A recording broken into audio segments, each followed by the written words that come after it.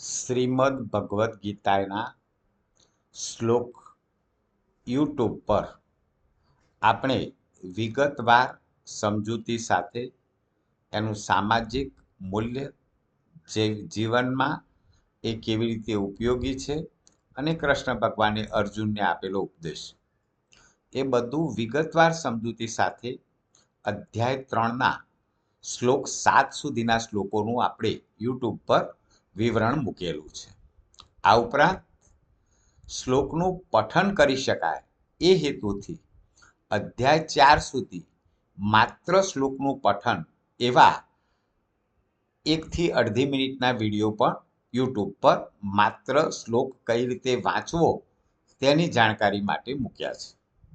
આજે અધ્યાય 5 પઠન શરૂ કરી રહ્યા છીએ, પણ સાથે સાથે અધ્યાય 5ના જે શ્લોકનું આપણે પઠન કરીશું એનો ટૂંકમાં ભાવાર્થ સમજીશું.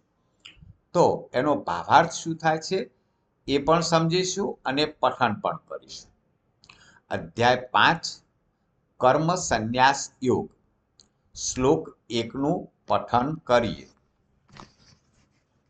અર્જુન ઉવાચ સંન્યાસં કર્મણાં કૃષ્ણ પુનર્યોગં ચ સંસસી અશ્રેયયેતયોરેકં તન્મે બ્રૂહિ સુનિશ્ચિતમ.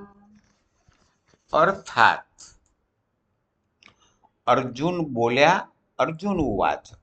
બોલ્યા, હે કૃષ્ણ, તમે એક બાજુ કર્મોના સંન્યાસની અને બીજી બાજુ કર્મયોગની પ્રશંસા કરો છો, તો આ બંનેમાંથી જે એક મારા માટે ચોક્કસપણે કલ્યાણકારી સાધન હોય તે કહો.